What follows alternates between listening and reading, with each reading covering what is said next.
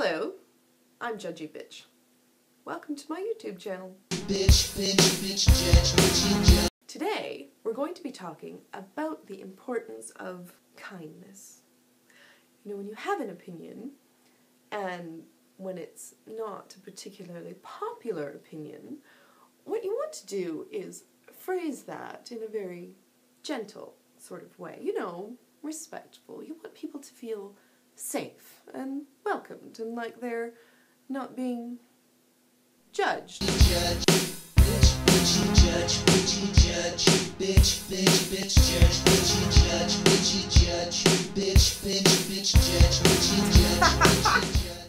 Yeah, right! This is JudgyBitch, people! Today what we're going to talk about is rape culture. What is rape culture? Do I look like a librarian? Google it!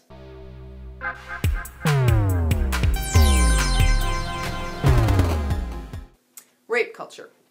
Rape culture is the idea that we live in a culture that is saturated with sexual violence, with rape, with all kinds of sexual crimes.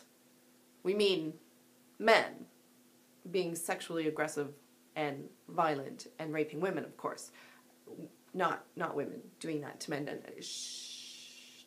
That's not part of rape culture. That doesn't count. No, this is just men sexually attacking women. Now, one of the central features of rape culture, one of the key ideas, is something called Schrodinger's rapist. This is an analogy, a metaphor, drawn from a physics thought experiment. We won't get into that, we'll just accept this, okay? Schrodinger's rapist. It's the idea that all men, everywhere, all of them, all the ones you know, all the ones you don't know, the ones you haven't met yet, possibly even imaginary ones. I don't know. I'll have to check that. They might qualify too. Don't want to leave them out. So all men everywhere are potentially rapists, and they should be treated that way. The onus is on men to prove to women who are afraid of being raped, who would rather not be raped. The onus is on men to prove that they are in fact not rapists. Now, how do they do this? Well, they pay attention to what they're wearing, to their general demeanor, their language, to how they sound. They consider the context. Where are you? Are you in a dark parking lot? Are you in a crowded nightclub? I mean, all of these things have a factor. They have a bearing on how people might interpret the signals that you're sending. And it's your responsibility as a man who is in fact a potential rapist to reassure me that you are not going to rape me. That seems reasonable, no? Let's try another little thought experiment. How about we have Schrodinger's... Oh my. Well, I'm not going to say that word. I don't think any white lady should ever say that word under any circumstances. And yes, I'm talking to you, Gwyneth Paltrow. Don't let me get in my zone. Bitch, you couldn't get more white if you tried. What are you doing? Throwing around language like that.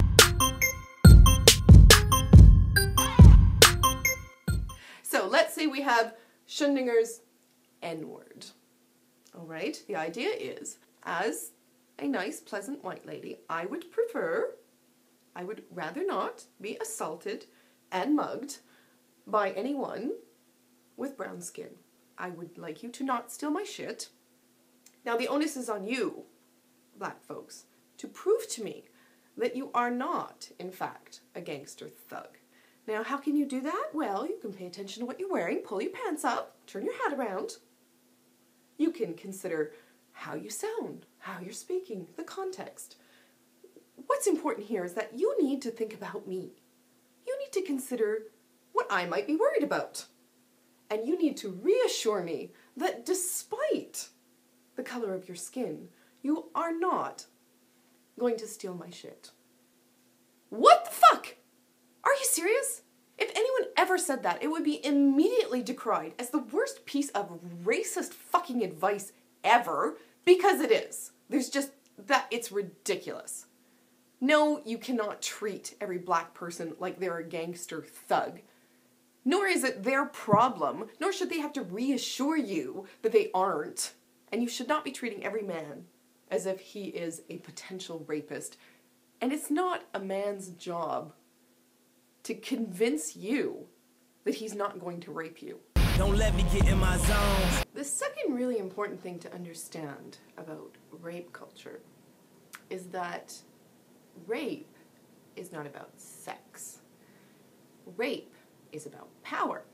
Sex is simply the way that a man expresses his desire for power over women. And if you don't like that argument, it's probably because you're anti-Semitic. So what happens in this concept? Something very interesting, actually. The idea of sexual desirability or attractiveness disappears. Whether or not you are in fact a sexually appealing person no longer matters. It's kind of interesting, don't you think?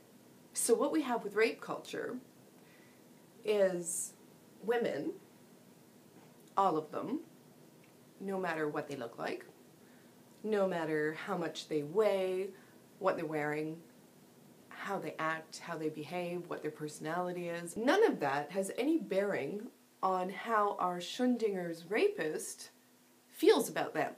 It doesn't matter, because rape is about power. So your appeal is irrelevant. All women can imagine themselves to be a target, the object of a desire not for sex, for power. You see that guy over there? Yeah, that really hot one? He probably wants to rape you. Well, I mean, potentially, right? He could. Is the cat dead or alive? Who knows? So that's what we have with rape culture.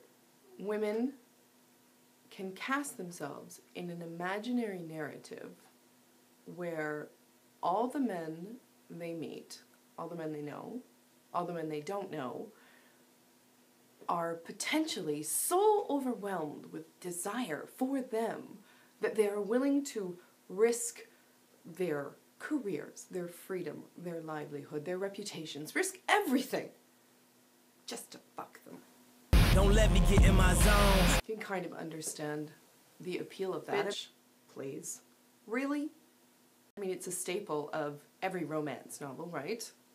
Every romance novel features a heroine of such utterly compelling beauty that the hero is simply overcome with lust and longing and desire for her, and he ravishes her against her will, and of course she loves it. And honestly, I think that's what rape culture is.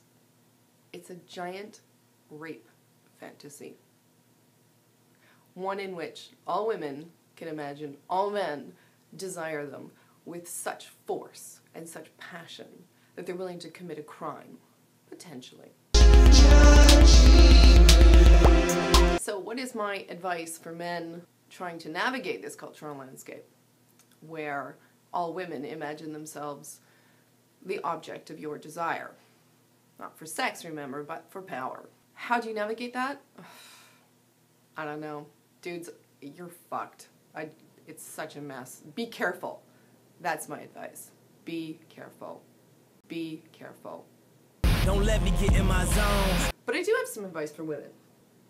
If you want to cast yourself as the heroine in a narrative of overwhelming desire, here's what you need to do. You need to put down the cupcake.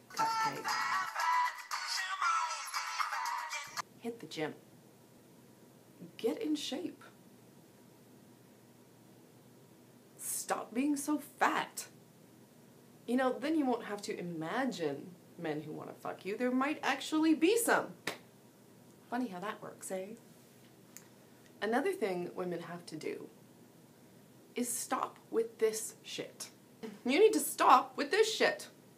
You know, and if you're not going to stop with it, then you need to own it. This is your fantasy. You are the one projecting your own messed up psychological desires onto other people, real people. This is no different than having an irrational fear of black people and deciding that they all owe you. They're all obliged to prove to you that they're not going to rob you. It's ridiculous. You know, they deserve to go through life with just the basic respect of not being assumed a rapist. You know, I don't think that's asking a lot. It's not, really. If you want to be the object of male desire. And I think that is the entire point of rape culture. It's missing a word, isn't it? Fantasy. The whole point of rape fantasy culture is that women want to be the object of men's desires. But you can't say that culturally anymore, can you? No, that just makes you some victim of the patriarchy, you know, if you actually admit that you like men and you want them to desire you.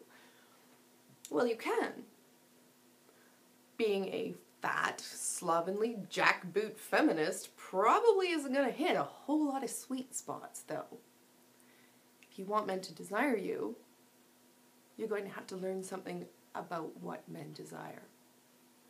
If you want men to desire you, you're going to have to like them. You know, treat them with some basic human decency. Just a little respect. You can start by not assuming they're all rapists. Lots of love. JudgyBitch.